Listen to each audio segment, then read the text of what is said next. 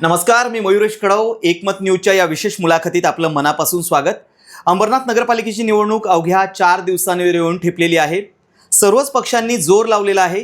प्रभाग क्रमांक 16 मध्ये एक बहुरंगी लढत आपल्याला पाहायला मिळते. या ठिकाणी शिवसेनेकडून संदीप तेलंगे हे निवडणुकीच्या रिंगणात आहेत, त्याचबरोबर रोहिणी भोईर या सुद्धा निवडणुकीच्या रिंगणात आहेत, तर नगराध्यक्ष पदासाठी मनीषा वाळेकर या निवडणुकीच्या रिंगणामध्ये आहेत. मात्र प्रभाग क्रमांक 16 म्हणजे खरं तर त्याची ओळख जी होती ती म्हणजे प्रज्ञा बनसोडे इथे गेल्या अनेक वर्षांपासून शिवसेनेचं काम करतायत. शिवसेनेच्या माध्यमातून त्यांनी वेगवेगळे उपक्रम राबवलेले आहेत. त्या स्वतः माजी नगराध्यक्ष आहेत. या निवडणुकीच्या अनुषंगाने आपण त्यांच्याशी चर्चा करणार आहोत. प्रज्ञाजी, आपलं या मुलाखतीत खूप खूप स्वागत. नमस्कार. जसं मगाशी म्हटल्याप्रमाणे आपण या प्रभागामध्ये गेल्या अनेक वर्षांपासून काम करताय. आपण माजी नगराध्यक्ष राहिलेले आहात आणि शिवसेनेच्या माध्यमातून वेगवेगळे उपक्रम आपण राबवलेले आहात. आणि खरं तर प्रज्ञा बनसोडे यांचंच तिकिटावरती नाव होतं, म्हणजे आपल्या समर्थकांकडून सुद्धा तसं बोललं जात होतं. मात्र अचानक असं काय घडलं की आपल्याला तिकीट मिळालं नाही? सर्वप्रथम नमस्कार. जय महाराष्ट्र. जसं तुम्ही आता विचारलं की तिकीट नाही भेटलं, तर हा तिकीट नाही भेटलं ह्याचं कारण काही वरिष्ठांनी घेतलं असेल. मी नाराज होते आणि आमचे काही समर्थक असतील, महिला आघाडी आहे किंवा माझ्या वॉर्डातली जी काही जण माझ्यासोबत होते ते थोडे नाराज आहेत. पण माननीय उपमुख्यमंत्री एकनाथजी शिंदेसाहेब असतील किंवा आमचे सर्वांचे लाडके खासदार श्रीकांत शिंदेसाहेब असतील, ह्या वरिष्ठांनी निर्णय घेतलेला होता की ठीक आहे, माझा जो वॉर्ड आहे जो OBC पडला आहे त्या कारणामुळे साहेबांनी काही विचार केला असेल. पण आपण माझ्या वॉर्डात जे आत्तापर्यंत जे काही कामं केलेली आहेत त्या अनुषंगाने संदीपदादा तेलंगे असतील, त्यांना OBC पडल्यामुळे साहेबांनी त्यांना तिकीट दिली आणि त्यांचं मी काम करते आहे. आणि साहेबांनी सांगितलेलं आहे की काही काळजी करू नका, आमचं तुमच्यावरती लक्ष आहे आणि ते पुढे पण काहीतरी चांगला विचार केला असेल. लक्ष आहे म्हणजे तुम्हाला काही आश्वासन वगैरे दिलंय का पुढे, म्हणजे भविष्यात काही आश्वासन असं काही दिलेलं, म्हणजे अजूनपर्यंत आश्वासन असं काही दिलेलं नाहीये. पण पहिल्यापासून खासदारकी असेल, आमदारकी असेल, एक निष्ठेपणे काम केलेलं आहे आणि साहेबांच्या आदेशाने काम केलेलं आहे. आणि आत्ताही साहेबांनी आदेश दिलेले आहेत की रोहिणीताई असतील किंवा आपले संदीपदादा असतील, त्यांना तुम्ही मदत करा. आणि ते मी म्हणजे काम करते आणि आदेश पाळते साहेबांचे. नक्कीच कुठेतरी तुमच्यामध्ये एक अन्यायाची भावना होती, मात्र तुम्ही सांगितलं की वरिष्ठांच्या आदेशाला शिरसावंदे मानून तुम्ही काम करताय. आता तुमचे 2 उमेदवार निवडणुकीच्या रिंगणात आहेत आणि नगराध्यक्ष पदासाठी मनीषा वाळेकर सुद्धा आहेत आणि एकदम अटीतटीच्या लढती आहेत. सगळीकडेच अंबरनाथमध्ये एक जोरदार चुरस पाहायला मिळते. तुमची निवडणुकीची तयारी कशी चालू आहे शिवसेना म्हणून तुमच्या प्रभागापुरता? पॅनेल क्रमांक 16 मध्ये जे आपले उमेदवार आहेत संदीपदादा तेलंगे अ मधून आणि ब मधून रोहिणीताई भोईर, त्यांचा जो प्रचार प्रसार जो काही चालू आहे तो एकदम व्यवस्थितपणे चालू आहे. आमचा जो वॉर्ड आहे निसर्ग ग्रीन, हरिओम पार्क आणि नवरेनगर आणि काही राहुल इस्टेट असा हा परिसर आहे. तर वॉर्ड क्रमांक जो आधी आमचा 40 होता, तर त्या वॉर्डामध्ये आपण भरपूरशी कामं केलेली आहेत. गार्डन असो, रस्ते असो, पाण्याची समस्या पण आपण सोडवलेली आहे मोस्ट ऑफ. परत स्ट्रीट लाईट असो, गार्डन असो, ज्येष्ठ नागरिक कट्टा असो, आपण स्तंभ बांधलेले आहेत. असे भरपूरशी आपण कामं केलेली आहेत. तर त्या अनुषंगाने आपल्या नवरेनगर परिसरामध्ये पण संदीपदादा ह्यांना पण काही त्रास होणार नाही. आणि रोहिणीताई भोईर तर त्या स्टँडिंग तिकडे नगरसेविका होतात, तर त्यांनी पण तिकडे त्या वॉर्डात त्यांच्या कामं केलेली आहेत. त्यांनी पण रस्ते असतील, स्ट्रीट लाईट असतील, गार्डन आहे हरिओम पार्कचं, ते पण त्यांनी गार्डन पण बांधलेलं आहे. तर म्हणजे दोन्हीही उमेदवार जे आहेत ते अनुभवी उमेदवार आहेत. संदीपदादा तेलंगे ही नगरसेवक होते आधी, तर तेव्हा पण खूप आधी नवरेनगरमध्ये पाण्याची समस्या होती, तर त्यांनी ते पाण्याची समस्या सोडवली होती. तर त्या अनुषंगाने त्यांना भरपूर जण आजही त्यांना ओळखतात. खूप जुने रहिवासी आहेत नवरेनगरचे. तर आमच्या वॉर्डात किंवा पॅनल क्रमांक 16 मध्ये मला नाही वाटत की दुसरा कुठला पक्ष येईल.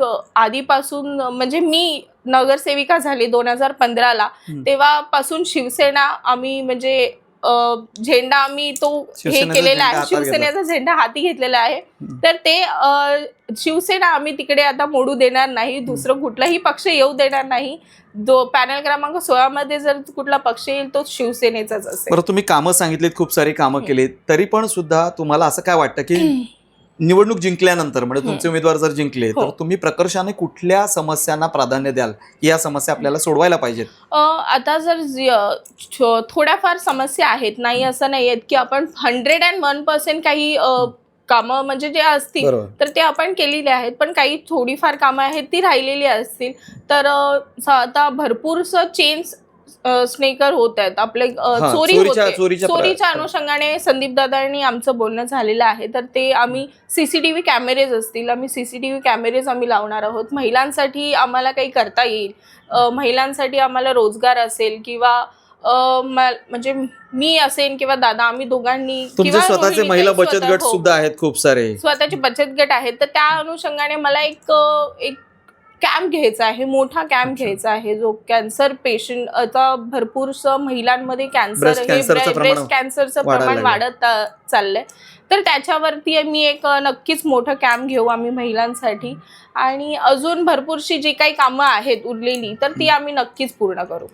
नक्कीच तुम्ही महिलांबद्दल सांगितलं, त्याचबरोबर युवा वर्गाचा एक देखील प्रश्न मोठा आहे की युवकांच्या रोजगाराचा प्रश्न जो आहे आज बरोबर. बऱ्याच प्रभागांमध्ये असतील बेरोजगार युवकांची संख्या वाढत चालली आहे.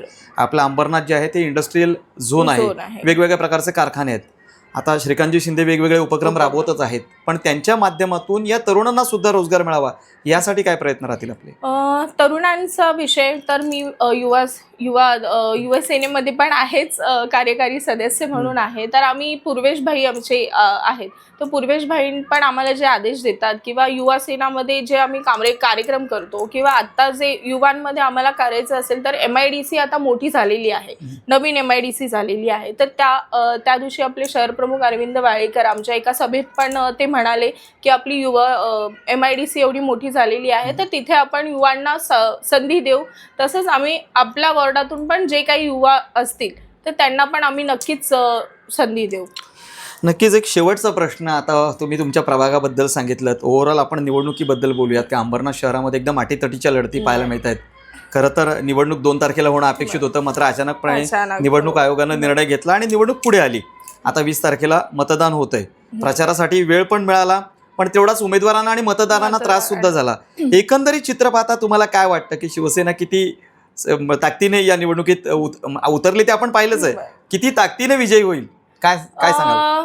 जसं तुम्ही म्हणताय की अटीतटीचे चालू आहे, पण मी सांगू इच्छिते की आमचे माननीय उपमुख्यमंत्री साहेब एकनाथजी शिंदे साहेब असतील, खासदार साहेब असतील, आमचे आमदार साहेब असतील, परत आमचे शहर प्रमुख अरविंद वाळेकर असतील, ह्या जे आमचे वरिष्ठ आहेत, आमचे जिल्हा प्रमुख गोपाळजी लांडगे साहेब, हे ज्या वरिष्ठ आहेत त्यांनी जे सगळं अंबरनाथमध्ये इथेच सगळेजण आहेत आणि त्यांचं पूर्ण लक्ष ठेवून अख्ख्या अंबरनाथकडे सर्वांचं लक्ष वेधलेलं आहे.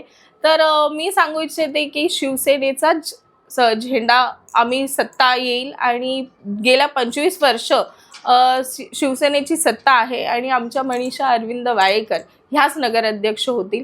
आणि खासदार साहेबांनी एवढी कामं केलेली आहे, शिवमंदिर फेस्टिवल असेल किंवा शिवमंदिर साठी आता 135 कोटीचा निधी आणलेला आहे. आमदार साहेब एवढे निधी आणतात, आमदार साहेबांनी मेडिकल कॉलेज उभं केलेलं आहे. भरपूरशी अशी शिवसेनेची नाट्यगृह आहेत, शिवसेनेची एवढी भरपूरशी कामं आपल्या अंबरनाथमध्ये आहे. कोणाला काही टीका करायची असतील ते नक्कीच टीका करू शकतात, आपण त्यांचं तोंड बंद नाही करू शकत. प्रचाराचा स्तर पण कुठेतरी खालावल्यासारखं वाटतोय सोशल मीडियाच्या माध्यमातून. खरंच म्हणजे त्यांची कधी असं झालेलं नव्हतं, पण आत्ताची जी म्हणजे मी असं बोलणार नाही, पण जे काही आहे त्यांनी लेवल खूपच, त्यांची लेवल खाली, त्यांची पातळी त्यांनी घेतलेली आहे. पण आमचे वरिष्ठ जे आहेत, आमच्या वरिष्ठांनी आम्हाला सांगितलेलं आहे की समोरचा माणूस जर कोणी काय करत असेल तर आपण त्यांना कामातून उत्तर द्यायचं. आणि शिंदे साहेबांचं हेच म्हणणं आहे की ते स्वतः नेहमी कामातून उत्तर देतात, ते कधी कोणाला काही बोलत नाही. आणि तोच वारसा मी पण तोच घेतलेला आहे आणि आमच्या अंबरनाथकरांनी पण तोच वारसा घेतलेला आहे की आम्ही कामातून उत्तर देऊ. आम्ही उत्तर हे सोशल मीडिया वगैरे जे काही आहे ते चालतच राहील. सोशल मीडियाला आपण थांबवू नाही शकत किंवा माणसांची आपण जे काही स्पीक आहे, जे काही बोलणं आहे ते आपण कोणाला थांबवू नाही शकत, पण आम्ही कामातून उत्तर देतो आणि शिवसेनेने एवढ्या वर्ष कामातून उत्तर दिलेलं आहे आणि यापुढे पण आम्ही कामातूनच उत्तर देऊ. नक्कीच. खूप खूप धन्यवाद तुम्ही आमच्याशी बातचीत केल्याबद्दल. तर या होत्या प्रज्ञा बनसोडे, ज्यांनी शिवसेनेचा भगवाच अंबरनाथ नगरपालिकेवर फडकेल आणि आमचे उमेदवार निवडून येतील असा विश्वास व्यक्त केलेला आहे आणि आम्ही विरोधकांना कामातून उत्तर देऊ असं देखील त्यांनी म्हटलेलं आहे. आता घोडा मैदान अगदी जवळ आहे. 20 तारखेला मतदान होत आहे आणि 21 तारखेला मतमोजणी होणार आहे. कुणाची सत्ता येते हे लवकरच स्पष्ट होणार आहे. प्रज्ञाजी, आपण या मुलाखतीत सहभागी झालात त्याबद्दल खूप खूप धन्यवाद. धन्यवाद.